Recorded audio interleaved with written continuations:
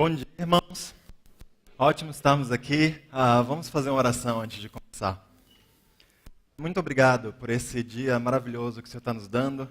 Obrigado pelo privilégio de orar ao Senhor, de nos dirigir a Ti, Pai. Obrigado também pelo momento que vamos ter agora de estudo da Tua Palavra. Queremos pedir que o Seu Espírito abra nossos corações para nos inspirar com ela e também nos ajudar a dar passos, Pai. Te oramos gratos, em nome de Jesus. Amém. Vamos a Mateus 5, irmãos. Vamos terminar hoje as bem-aventuranças. Vamos ler os versículos 10 a 12. Tem como diminuir um pouco o volume? Diminuir, Pisa no seu calo, isso é extremamente difícil, não é verdade? A vida tem muitos tipos de dificuldades. Quando coisas naturalmente difíceis acontecem, já é difícil da gente suportar. E a vida traz muitas delas. A gente tem dificuldade com o trabalho, a vida é agitada, os filhos. Mas quando alguém faz algo contra você, isso vai para outro nível de dificuldade, não é verdade? É difícil perdoar, é difícil lidar com problemas de relacionamento. Agora imagina quando alguém faz algo contra você e você tem certeza, você se dá conta de que a intenção dessa pessoa é te ferir, é fazer algo mal contra você. Isso soa e beira o impossível, não é verdade? Se já é difícil perdoar pessoas, mesmo que a intenção delas não tenha sido nos ferir, quando a gente sabe que a intenção é nos ferir, isso se torna quase impossível de nós vencermos. E hoje nós vamos ler a conclusão dessas bem-aventuranças, em que Jesus nos declara que é exatamente ao ser ferido por pessoas que querem nos ferir, que está um dos potenciais de encontrarmos a verdadeira felicidade. A maneira como a gente reage quando pessoas nos ferem mostra se a gente vai trilhar um caminho onde a gente vai encontrar a verdadeira felicidade ou se a gente vai para um caminho onde a gente não vai encontrar a verdadeira felicidade. Jesus vai falar sobre a perseguição, um dos temas mais relevantes do cristianismo, um dos lugares, dos muitos no Novo Testamento, onde Jesus declara que o cristianismo é uma religião que ama os inimigos. Que cristianismo, que os valores que Cristo veio trazer, de fato vem mostrar se a gente é sério sobre segui-lo ou se a gente só o segue nominalmente. Mas quando a coisa pega, a gente dá um passo atrás e a gente se esquece de como Jesus viveu sua vida nessa vida. A partir do versículo 10.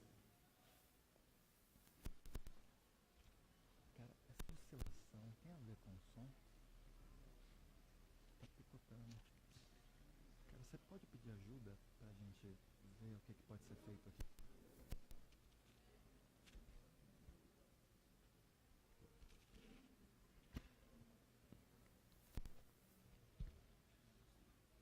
Vamos ler aqui a partir do versículo 10.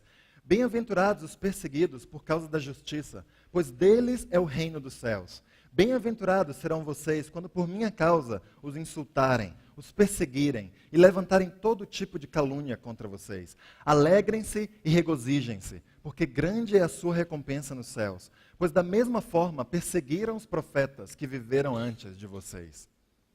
Desde a morte de Cristo, centenas de milhares, se não milhões de cristãos já foram perseguidos nesse mundo. O livro de Mártires, que é um livro que foi escrito no século XV, ele fala sobre dezenas de homens e mulheres que foram perseguidos por sua fé e conta mortes que deixam nossos nervos à flor da pele. Organizações de direitos humanos dizem que milhares de pessoas que professam a fé em Cristo morrem anualmente no mundo. 224 milhões de pessoas, de acordo com essas organizações, que dizem acreditar em Cristo, moram em países onde é um crime se reunir como igreja, como a gente está fazendo hoje aqui. Outro dia eu estava lendo uma história num site do nosso movimento, que contava sobre discípulos lá na Índia, que estavam que foram presos, que foram surrados, moravam numa aldeia da Índia, um desses irmãos ficou semanas na prisão, depois de ser surrado por compartilhar sua fé com pessoas. E aí, A gente mora em um país com liberdade religiosa, a gente pode se reunir todo domingo com um certo conforto e despreocupado se a gente está desobedecendo a alguma lei. Será que essa bem-aventurança se aplica a nós também? Caso se aplique, de que tipo de perseguição Jesus está falando então? Porque não parece razoável supor que a maioria de nós vai ser preso por compartilhar nossa fé no Brasil, não é verdade? Não parece razoável supor que a gente vai ser picado pela polícia porque a gente está dando uma manifestação da nossa fé em Cristo. O que Jesus quis dizer quando ele falou bem-aventurados os perseguidos? A gente poderia concluir, erroneamente, no meu ver, que Jesus está se referindo a alguns poucos de nós que vão sofrer esse tipo de coisa. Alguns pouquíssimos de nós que vão a algum lugar, a algum país onde seja um crime falar de Cristo. Porque perseguição não é algo universal. Não é algo que aqui, no nosso ambiente, no nosso contexto, se aplica de verdade a qualquer um de nós. No entanto, o próprio Jesus volta a falar sobre esse tema nos evangelhos, nos dando a certeza de que todos os que seguirem a Cristo vão ser perseguidos. Os apóstolos também entenderam isso. Paulo, em uma viagem missionária deles, disse aos discípulos, lá em Atos, pode acompanhar aqui atrás, é necessário que passemos por muitas tribulações para entrarmos no reino de Deus. Alguns anos depois, e essas escrituras estão todas na sua folha, se você quiser lê-la, em vez de olhar aqui para a tela. Alguns anos depois, escrevendo a Timóteo, ele conta como que ele próprio havia sofrido perseguição. E ele fala, de fato, todos os que desejam viver piedosamente em Cristo Jesus serão perseguidos. Essa palavra piedosamente, ela quer dizer espiritualmente. Ela quer dizer a vida de alguém piedoso, é a vida de alguém que está imitando a Jesus. Está lutando para ser uma pessoa que vive de acordo com os princípios espirituais que Jesus ensinou para nós. Todos os que desejem viver piedosamente serão perseguidos. Perseguição é um fenômeno universal para os seguidores de Cristo. E por isso o que Jesus está ensinando aqui se aplica sim a cada um de nós, independente se a gente vive num país pacífico ou não. E ao contrário das outras bem-aventuranças, nessa daqui não tem nada que a gente é chamado a fazer. Bem, as outras também não nos chamam a fazer nada, mas nessa daqui não tem nem algo que a gente é chamado a desejar. A gente não precisa desejar a perseguição, ao contrário das outras. É bom a gente desejar mansidão, é bom a gente desejar a humildade, é bom querer chorar e ser pobre de espírito, ser misericordioso. Mas sabe, nada nos chama a querer ser perseguidos. E não há nenhum mérito em nós desejarmos ser perseguidos. Mas sabe, se a gente for pobre em espírito, se a gente chorar por quebrantamento, se a gente for manso para com Deus e com os homens, se a gente amar a justiça, mais do que qualquer coisa, aquilo que é correto, ter fome de fazer essas coisas, se a gente tiver misericórdia, se a gente for puro, íntegro, sincero, se a gente tirar tempo para promover paz entre irmãos e comprar determinadas brigas em nossas vidas, nós vamos ser perseguidos. Essa última bem-aventurança é como se fosse a conclusão lógica de todas as outras. Se a gente viver esses valores de Jesus em nossas vidas, vai haver perseguição em nossas vidas. Por quê? É bom a gente pensar, por que será que ao procurar por coisas que são boas, que são nobres, que são diretivas de Deus para nossas vidas, por que a gente recebe perseguição? Quando você estava na escola de ciências, de química, você fez aquele experimento de misturar água com óleo? A gente pega a água, mistura com óleo, sacode, tenta botar um palitinho, misturar, e mistura ali por alguns segundos, mas inevitavelmente, como que num passe de mágica, a água se separa completamente do óleo. Na verdade, amém. O químico disse que sim. Água e óleo não se misturam. Não tem como a gente misturar as substâncias com propriedades tão diferentes. E assim é com os valores espirituais e com os valores que governam esse mundo.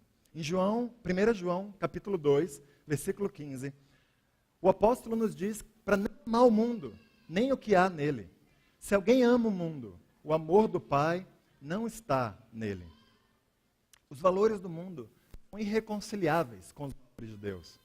Por isso, quando a gente toma o partido de Cristo, a gente começa necessariamente a lutar contra os valores desse mundo.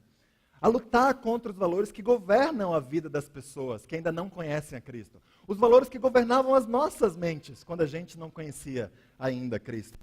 Em João 7, versículo 7, Jesus fala que o mundo não pode odiá-los, mas a mim odeia, porque dou testemunho do que o que ele faz é mal.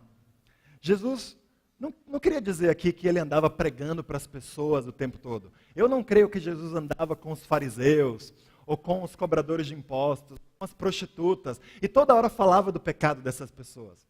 Essas pessoas dificilmente teriam recebido Jesus em seu convívio social, se Jesus fosse um chato dessa forma. Ele falava assim, e dava testemunho do que era mal, sim, mas ele tinha um amor, ele convivia com pessoas de todos os tipos, pessoas religiosas, pessoas pecadoras, ele entrava na casa de qualquer tipo de pessoa. O testemunho de Jesus não era uma pregação chata, ou um monólogo insistente contra o pecado das pessoas. Jesus pregava sua mensagem para quem queria ouvir, para quem se aproximava dele. Aí ele falava, ele expunha a Bíblia, ele falava os princípios de Deus. Mas para quem não expunha, Jesus era um testemunho na maneira como ele via a vida dele. Porque apesar de estar na casa de pecadores, Jesus não pecava. Apesar de andar com prostitutas, Jesus era um homem puro. Apesar de andar com os cobradores de impostos que roubavam, Jesus era honesto. E aquilo dava um testemunho para as pessoas da luz. Dava um testemunho para as pessoas dos princípios de Deus. A misericórdia de Jesus incomodava quem preferia viver sua vida de forma farisaica, julgando rapidamente os outros, sem de fato investigar o coração. A maneira como Jesus buscava a justiça de Deus era prova contra os que buscavam saciar sua sede com comidas que não satisfaziam, atalhos na vida cristã. A busca dele pela paz, o incansável disposição de Jesus de batalhar pela alma das pessoas era um testemunho contra quem vivia vidas complacentes e não estavam dispostos a sair do seu conforto para ajudar outras pessoas. E por isso Jesus era odiado e era perseguido. O homem mais amoroso que já pisou nessa terra era odiado e perseguido por muitos. Em João 15, versículo 18, Jesus fala: se o mundo os odeia, tenham em mente que antes me odiou. Se vocês pertencessem ao mundo, ele os amaria como se fossem dele. Todavia, vocês não são do mundo, mas eu os escolhi, tirando-os do mundo. Por isso, o mundo os odeia. O que a Escritura nos ensina é que se nós vivermos as bem-aventuranças em nossas vidas, nós também vamos ser perseguidos. Nós também vamos ser odiados até certo ponto. Mas o que significa perseguição, afinal de contas? Olha aí, vamos ler de novo Mateus 5:10. Bem-aventurados os que são perseguidos por causa da justiça. Bem-aventurados serão vocês quando por minha causa os insultarem, os perseguirem, levantar todo tipo de calúnia contra vocês.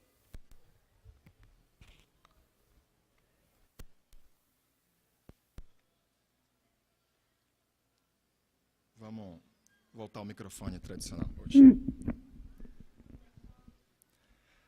Sabe, se a gente quer ganhar as recompensas que estão prometidas nesse versículo, a causa da nossa perseguição deve ser a justiça de Cristo. O tema perseguição significa tormento. Precisa baixar aqui também. Está dando microfonia aqui atrás. O tema perseguição significa tormento, tortura, incômodo. Jesus disse que a gente vai ser perseguido. Parte dessa perseguição vem de insultos que são lançados contra nós. E insultos são palavras ditas com o intuito de ferir. São palavrões ou palavras grosseiras que são faladas. E a Bíblia fala muito sobre palavras que são faladas. O poder que existe nas palavras. Elas podem construir ou elas podem destruir. Provérbios 12:18 nos diz que há palavras que nos ferem emocionalmente, como golpes de espada ferem a pessoas. Os insultos podem vir do nosso trabalho, onde a gente é motivo de chacota para nossos colegas. Podem vir de chefes que não entendem por que a gente insiste em não mentir, ou em não fazer determinadas coisas que todo mundo faz, afinal de contas. Podem vir de amigos que não entendem nosso compromisso com Deus e com a igreja. Podem vir de N situações de pessoas que não entendem os valores espirituais. Eu lembro, há 15 anos, Eu tinha um namoro quando eu estava estudando a Bíblia. E eu estava calculando se eu queria conhecer e se eu queria me tornar um cristão. E parte do meu entendimento foi ter uma conversa com minha então namorada e decidir que eu não queria ir em frente com aquele namoro, porque eu não via que aquele namoro dava glórias a Deus e que ele me ajudava, iria me ajudar dali em diante a ser um servo de Deus. E eu lembro dessa minha então namorada, ela era ateia no momento, mas ela foi às Escrituras e ela fez um tratado bíblico de 3 páginas. E ela foi me mostrar como eu estava sendo insensível, e como eu estava sendo odioso, e como eu não estava buscando a Deus de verdade, porque se eu estivesse buscando a Deus, eu jamais faria aquilo que eu estava fazendo, eu jamais a segregaria do jeito que eu estava segregando. E eu nem era cristão, então meu conhecimento da Bíblia era extremamente raso. Eu não sabia o que responder diante daqueles argumentos teológicos que ela estava colocando. Mas foi tão difícil, feriu a meu coração. Deus trabalhou, 1 mês depois, essa minha ex-namorada se tornou uma cristã. E hoje é fiel, e é alguém que dá a mim e a minha esposa muita alegria. Mas sabe, feriu naquele momento os insultos que ela fez contra mim. Calúnias. Jesus disse que a gente vai ser perseguido por meio de calúnias. Calúnias são mentiras proferidas a respeito de alguém. Difere de insultos. O insulto você pode falar na frente de uma pessoa. Calúnia, você geralmente fala por trás. E elas ferem a reputação das pessoas. Aquilo que nós temos, que é o de mais precioso que nós temos nessa vida. A gente vai morrer e a nossa reputação vai ficar. É uma das poucas coisas que ficam depois da nossa morte. E são tão difíceis de suportar quanto os insultos, talvez até um pouco mais difícil. Quando Jesus estava diante de Pilatos e sofreu diversas acusações, que Pilatos sabia que eram falsas, a Bíblia nos conta, Jesus ficou em silêncio. E Pilatos ficou surpreso, porque na experiência dele como juiz, ele jamais havia visto alguém que nem se defendia diante de calúnias, que nem estava tentando falar, não é mentira, não é verdade. E aquilo surpreendeu Pilatos profundamente. A maneira como Jesus lidou com as calúnias que foram proferidas contra ele. Sabe, as piores calúnias são aquelas que vêm de pessoas muito próximas a nós. Quanto mais próximo você, mais tem potencial de ferir, quando alguém declara uma calúnia. As piores calúnias podem vir da nossa família, por exemplo, que não entende nossa dedicação, que nos chama de fanáticos, muitas vezes por nossas costas, ou que se assustam quando a gente descobre a quantia de dinheiro que a gente oferta para Deus, a convicção que a gente tem, eu estou dando meu dinheiro para Deus, porque isso é parte da minha adoração a Deus. Semana passada a gente estava com familiares da minha esposa e um tio dela, que é bem brincalhão, a gente estava na mesa jogando e ele começou a falar, olha, a Ana, não se preocupe, a Ana vai dar o dízimo até sobre o que ela ganhar aqui na mesa de jogo, tá? Mas sabe, essas coisas vêm de pessoas que não entendem, mas que ferem. Bem, nesse momento não feriu, ele era tão brincalhão, mas eu queria falar de qualquer jeito. Algumas das calúnias que mais ferem vêm, inclusive, de irmãos. Talvez mais ainda do que nossos familiares. O lugar onde a gente menos espera ser machucado é aqui dentro. Porque nossos familiares, a gente entende, muitos deles não conhecem a Cristo ainda. A gente nem espera, apesar de ferir, nem espera que vão sair princípios que são harmoniosos com a palavra de Deus. Mas quando a gente olha um para o outro aqui dentro, aqueles de nós que somos discípulos de Jesus, fere a calúnia que a gente profere um contra o outro. Algumas das calúnias que a gente ouve, que mais são difíceis, vêm do nosso cônjuge, às vezes, quando a gente se expressa um sobre o outro de uma maneira que não é verdadeira. E a gente está tentando falar e pedir ajuda, e a gente fala coisas que não são verdadeiras. Como é difícil ouvir calúnias, não? Como é difícil processar o que não é verdadeiro a nosso respeito, que nos fere, e nos fere publicamente, aos olhos de outras pessoas também. Mas perseguição não envolve apenas calúnias e insultos. Perseguição envolve violência também, como a gente já falou. Perseguição envolve perda de privilégios, muitas vezes financeiros. E todo tipo de ação hostil que é direcionada àqueles que servem a Deus de todo o coração. Ser perseguido não é fácil para nós, especialmente nós brasileiros. Uma jornalista inglesa escreveu uma biografia de um diplomata brasileiro que foi morto no Oriente Médio há alguns anos. E ela disse assim: eu descobri, por meio do Sérgio, que os brasileiros detestam não ser queridos por todos. E é verdade, não? A gente é um povo que gosta de ter bons relacionamentos. A gente é um povo amigável. Os estrangeiros vêm para o Brasil e adoram isso sobre nós, que a gente é de bem com a vida. A gente pode até achar que não, mas vai para um outro país mais ranzinza que você vai ver essa diferença. A gente tem um sorriso no rosto, a gente é mais feliz em vários aspectos da nossa vida. E é difícil a gente suportar e a gente saber que outras pessoas não gostam de nós. É difícil para mim, me pesa, custa energia espiritual processar que eu falo coisas e que pessoas não gostam do que eu falo. E eu preciso ir lá e lidar, e conversar, e ouvir.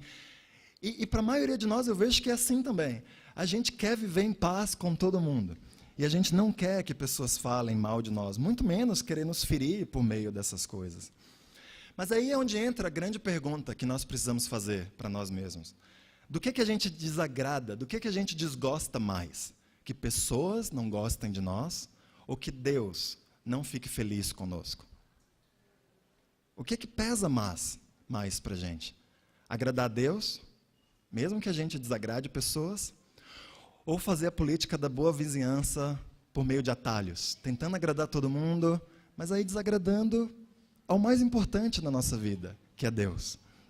A quem que a gente teme mais? É outra maneira de fazer essa mesma pergunta.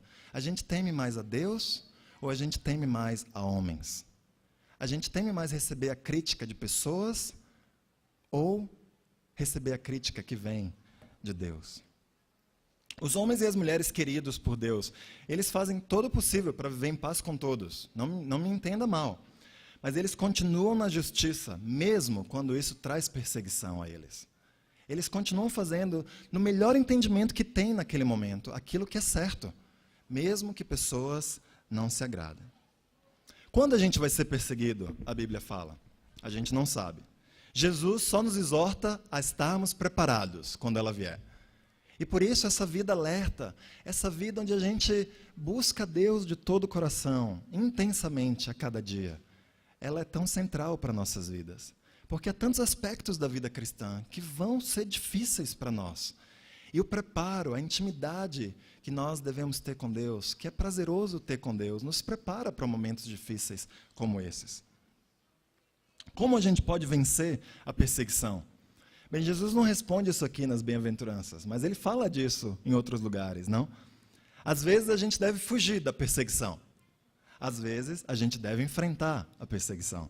Às vezes a gente deve se calar diante da perseguição. E às vezes a gente deve falar diante da perseguição. Às vezes a gente precisa se defender. Isso são todas as instruções que Jesus deu nos evangelhos. Às vezes a gente precisa atacar. Mas sempre nós precisamos ter coragem. Sempre nós precisamos ter bom ânimo. Fé de que Deus está por trás de cada situação que envolve perseguição em nossas vidas. É necessário coragem quando a gente é perseguido, porque frequentemente a gente tem medo de que pessoas façam mal a nós. É doloroso e por isso a gente já experimentou, todos nós aqui já experimentamos isso, e a gente foge, a gente não quer ser ferido, porque machuca demais. Mas Jesus nos chama a ter fé no meio do sofrimento. Salmo 16, versículo 5, fala que Deus garante o nosso futuro. Deus sabe de cada coisa que está acontecendo. Ele, em sua soberania, ou Ele está enviando cada situação que acontece em nossas vidas, ou Ele está permitindo. Mas é da intenção de Deus trazer as boas coisas, inclusive as desgraças em nossas vidas. Vários versículos na Bíblia declaram isso. E Deus sabe do nosso futuro. Ele não envia nada para o nosso mal. Ele não permite que nada seja só para o nosso mal. A gente não precisa temer a perseguição de homens, porque Deus está do lado dos que sofrem pela causa de Cristo. E se Deus está do nosso lado, a gente está em ótima companhia. Salmo 37, versículo 28, fala que, pois o Senhor ama quem pratica a justiça, e não abandonará os seus fiéis. Para sempre serão protegidos. Sabe, nós contamos com a promessa da proteção de Deus para sempre. na perseguição e nos momentos bons. Mas especialmente na perseguição, a gente precisa lembrar disso. Deus não nos deixou. Deus, sabe, quando a gente sofre, Deus está conosco. Mas se são bem-aventurados os que são perseguidos por causa da justiça, são igualmente mal-aventurados os que são perseguidos por causa da injustiça. Sabe, não há glória, não há nada de honroso em nós recebermos perseguição porque nós pisamos na bola. Porque a gente fez uma besteira e aí a gente vai ser perseguido muitas vezes por causa dessa besteira. Não há nada de glorioso em você falar, eu estou sendo perseguido por causa da causa de Cristo. Não, você está sendo perseguido ou eu estou sendo perseguido porque a gente fez uma besteira. E não há glória aos olhos de Deus nesse momento. Em 1 Pedro 4, versículo 15, o apóstolo fala sobre isso. Se algum de vocês sofre, que não seja como assassino, ladrão, criminoso, ou como quem se intromete em negócios alheios. Contudo, se sofre como cristão, não se envergonhe, mas glorifique a Deus por meio desse nome. Pois chegou a hora de começar o julgamento pela casa de Deus. E se começa primeiro conosco, qual será o fim daqueles que não obedecem ao evangelho de Deus? E se ao justo é difícil ser salvo, que será do ímpio e pecador? Por isso mesmo, aqueles que sofrem de acordo com a vontade de Deus devem confiar sua vida ao seu fiel Criador e praticar o bem. Deixa eu perguntar algo para você. Você está sofrendo hoje na sua vida? Tudo bem se não tiver. Pode levantar a mão e falar, hoje não. E é ótimo ter momentos de alívio, não? Mas se você está sofrendo, e a chance é que talvez a maioria de nós está sofrendo por alguma razão, qual é a causa do seu sofrimento? Por que você está sofrendo? É porque você está fazendo o que é certo, insistindo em fazer o que é certo? Ou é porque você fez alguma besteira na sua vida? Ou melhor dizendo, é porque você não fez alguma coisa certa na sua vida? A omissão de não fazer o que é certo dói mais do que a comissão de fazer alguma coisa errada. É tão fácil, é muito mais fácil, em vários momentos, se arrepender de algo que você fez errado. Mas não fazer algo certo, que perdura na vida, por semanas, ou por meses, ou por anos, é muito mais difícil de lidar e de resolver de verdade. Todos nós, discípulos, experimentamos o sofrimento que vem da justiça e o que vem da injustiça. Não é verdade? Todos nós pisamos na bola incontáveis vezes, na semana, no dia. Como que a gente lida com as pessoas na igreja que estão sofrendo por terem pecado contra Deus? Como é a nossa maneira de lidar? Chega alguém, fez uma besteira essa semana, desobedeceu a princípios da palavra de Deus. A gente acolhe essas pessoas ou a gente ajuda e acrescenta um pouco mais de sofrimento na vida dessas pessoas? Sem dúvida, Deus espera que todos nós nos arrependamos, irmãos. E se a gente vive semana após semana, mês após mês, ano após ano, em pecado, em algum momento, Deus, não por impaciência ou por irritação, mas Ele vai tirar o Espírito dele de nossas vidas. Mas eu não estou falando sobre isso, eu estou falando como que a gente lida quando a gente peca, e todos nós pecamos de muitas maneiras. A gente pode ser espirituais e sofrer junto com o irmão, e primeiro se conectar com o sofrimento do irmão, para em algum momento depois, se Deus abrir as portas, a gente ajudar esse irmão a sair. E olha, esse é o segredo, se a gente se conecta ao sofrimento um do outro, em geral as portas são abertas. Se eu abro para você que eu briguei com minha esposa e eu estou me sentindo péssimo, porque eu sei que é errado brigar com ela, e a primeira coisa que você fala para mim é, poxa, mas deixa eu ler aqui uma escritura, olha, você precisa apresentar a sua esposa radiante diante de Deus, o que você fez foi errado. O que você está falando é completamente certo. E se eu for humilde, eu vou calar a boca, eu vou ouvir você. Mas, provavelmente, isso não vai me ajudar tanto. Mas se você demonstrar misericórdia, se você buscar se conectar aonde eu estou, se você falar um pouco da sua vida, como você também brigou com sua esposa, ou talvez não nessa semana, mas semana passada, e você se conectar comigo, se você ler um versículo falando, puxa, vai dar certo, essa próxima semana está começando hoje, vamos lá, essa semana você pode ter a vitória. As chances são que meu coração vai se abrir. E talvez eu precise de ajuda, de receber uma repreensão, de receber uma direção, de que compartilhem comigo uma perspectiva que vai me ajudar a não brigar com minha esposa essa semana. Mas sabe, a conexão deve vir antes da repreensão. A gente e se ligar às pessoas onde elas estão, deve vir antes de mostrar o que precisa ser feito, ou como a gente deve agradar a Deus. Eu falo isso, sabe, para nossos relacionamentos em casa, para nossos filhos, para nossos parentes. Muitos de nós temos sofrido porque nossos filhos, nossos cônjuges, nossos pais, nossos melhores amigos estão sofrendo aí no mundo e estão fazendo coisas erradas e estão longe de Deus. E a gente, às vezes, numa ansiedade de querer vê-los bem, querer vê-los perto de Deus, a gente quer, puxa, mas eles precisam vir para a igreja, a gente fica martelando alguns princípios que a gente já falou e que não vão ter poder para ajudar essas pessoas nesse momento. Que tal a gente decidir conversar com um amigo que está em drogas e ouvi-lo, e esquecer a Bíblia por um momento, e só ouvir, e só estar lá presente? Que tal a gente ter esse tipo de dinâmica na família, na vizinhança, e ir até onde as pessoas estão, com um desejo gratuito de dar algo de graça para elas, de dar nossos ouvidos para elas, sem esperar que elas vão querer vir na igreja, sem esperar que elas vão responder ao Evangelho, só dando algo de graça. E quem sabe, essas pessoas não vão ter o coração aberto. Vão ver nosso amor, vão sentir nossa conexão, vão ver pessoas que de fato se importam e vão querer isso. Isso que de mais precioso a gente tem para dar para os outros. Mas que às vezes, por causa da situação onde as pessoas estão, elas não conseguem enxergar que nós temos isso de mais precioso. Irmãos, quando a gente vê pessoas sendo perseguidas e sofrendo, a gente pode ajudar ou piorar, dependendo de como a gente lide e do que a gente se enxergue na obrigação de fazer. E Pedro fala aqui nessa escritura que se a gente sofrer por fazer o bem, nós podemos confiar nossa vida ao nosso fiel Criador. Sabe, se a causa da sua perseguição é a justiça de Cristo, e eu creio que para muitos de nós você pode se alegrar. Você é um bem-aventurado, de acordo com Jesus. E você pode tomar a decisão de confiar. Deus está no controle. E eu sou um dos recipientes dessa promessa aqui em Mateus. O que existe na perseguição que pode nos dar felicidade, afinal de contas? O que há, depois de pensar e experimentar tanta dor, como a gente pode ser bem-aventurado ao ser perseguido? A resposta é nada.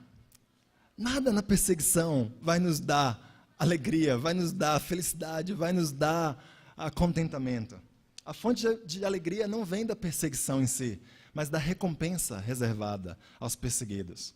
E qual é essa recompensa, então, que a gente pode esperar de Deus? A Bíblia fala aqui que a gente pode esperar uma alegria e uma recompensa tão grande que vai nos fazer pular de alegria. Uma recompensa tão grande que vai nos fazer nos regozijar, que vai nos fazer transbordar de felicidade. E a alegria vem do fato de que quem vive sendo perseguido por causa da justiça de Cristo recebe o reino dos céus. E a gente falou sobre isso várias semanas atrás, não? Sobre o reino dos céus. O que é o reino dos céus? Não é só, é também, mas não é só aquele lugar maravilhoso que a gente espera viver quando a gente morrer, ao qual todos nós queremos ir um dia. A expressão reino dos céus é usada aqui em Mateus e tem o mesmo significado para os judeus que a expressão reino de Deus tem para nós, gentios. Ou seja, o reino de Deus, o reino dos céus, é aquele onde Deus é verdadeiramente o rei, onde Deus está no controle, onde Deus é quem dita a última instância das coisas que acontecem em nossas vidas. É o Deus, é o reino, onde nós podemos ter certeza que a justiça vai imperar, que a bondade vai imperar, onde há sabedoria para guiar cada coisa que acontece. É o mundo espiritual que responde aos comandos de Deus. É o mundo que se submete voluntariamente a Deus. Deus, Jesus e o Espírito Santo fazem parte desse reino. Os céus fazem parte do reino dos céus, é a morada do rei. A igreja faz parte do reino dos céus, é a expressão eterna do reino de Deus.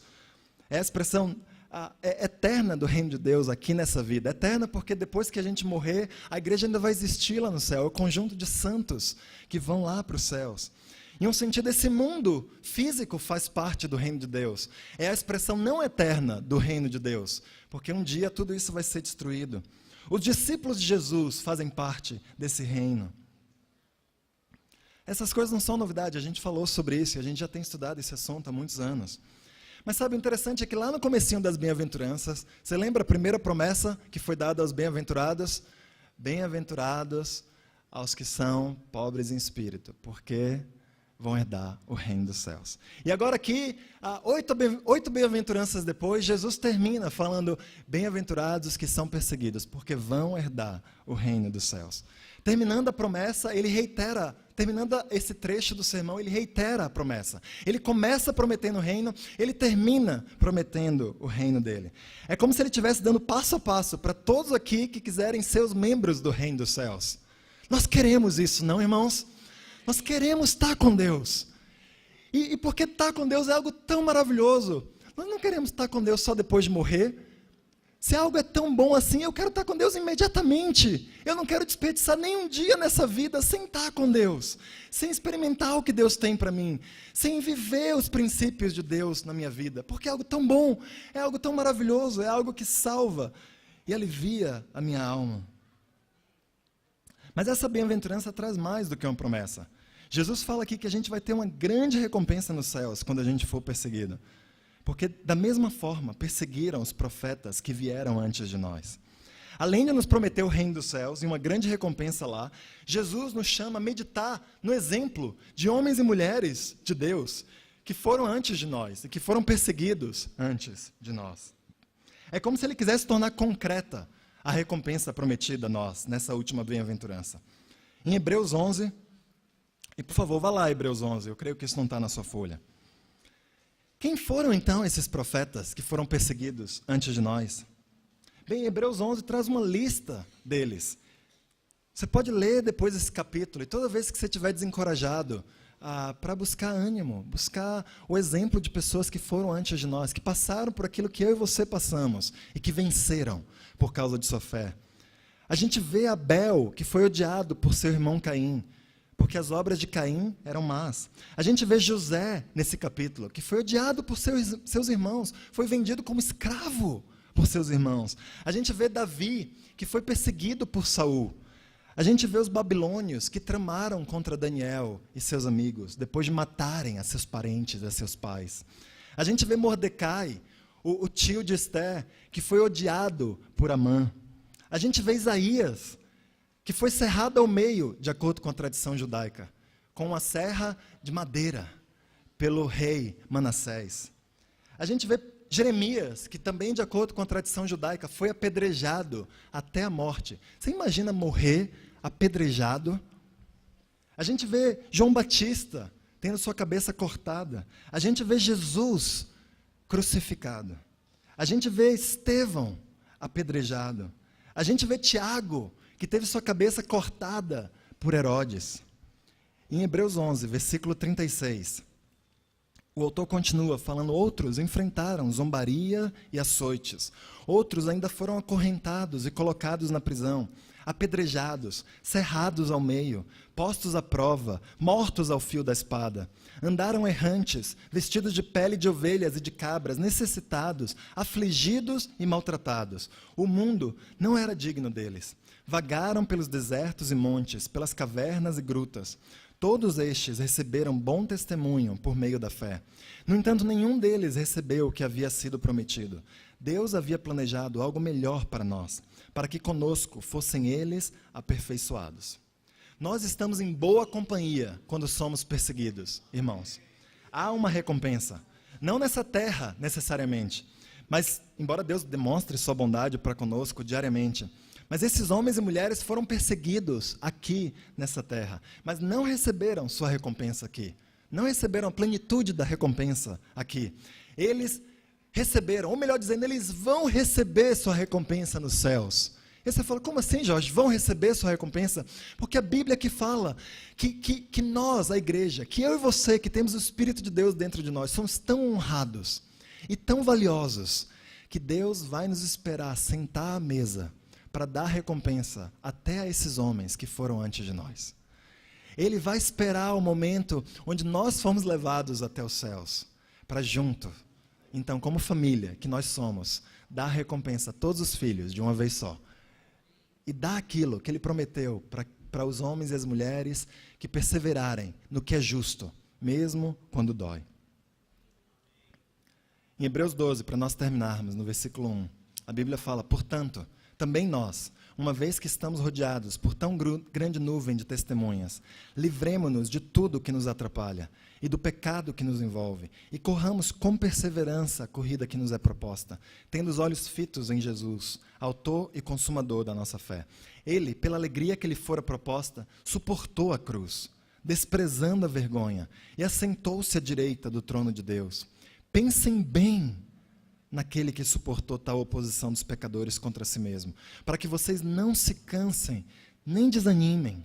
Na luta contra o pecado, vocês ainda não resistiram até o ponto de derramar o próprio sangue. Há uma nuvem de testemunhas ao nosso redor, irmãos, de homens e mulheres que não se cansaram, que não desistiram, que não voltaram atrás. Há profetas que estão testemunhando como nós vivemos nossa semana e estão torcendo por nós. Há homens e mulheres santos que estão com olhos espirituais voltados para como nós vamos reagir no trabalho, ou como nós vamos lidar com a crítica de alguém quando nós falamos sobre Deus essa semana, que estão falando com Deus e que estão falando: puxa, olha como é difícil, Deus, mas eu tô torcendo para que você consiga, para que eles consigam. Há uma recompensa reservada a quem ama Deus e a promessa para nós. Vamos ter perseguição, mas nós vamos ressuscitar juntos do nosso Salvador. E aquele que morreu como cordeiro, mas que hoje reina como um leão, vai estar lá ao nosso lado e vai se curvar diante de nós e vai nos servir e vai nos honrar, porque nós perseveramos diante das dificuldades. Você quer a vitória junto ao leão? Você quer sentar junto com ele no trono glorioso que ele tem reservado para mim e para você? Sabe, esse capítulo e esse sermão continua. E Jesus agora vai destilar em diversas áreas da nossa vida como nós podemos colocar essas bem-aventuranças na prática no nosso dia a dia. Como em nossos relacionamentos, como em nossa justiça, como em nosso relacionamento com Deus, nós podemos viver essas bem-aventuranças na prática. Mas nós vamos dar uma pausa nesse sermão. A próxima vez que eu subir aqui, nós vamos falar sobre um outro tema por algumas semanas, e aí a gente vai retomar, em algum momento, a vida prática dos homens e mulheres que são bem-aventurados. Obrigado, irmãos.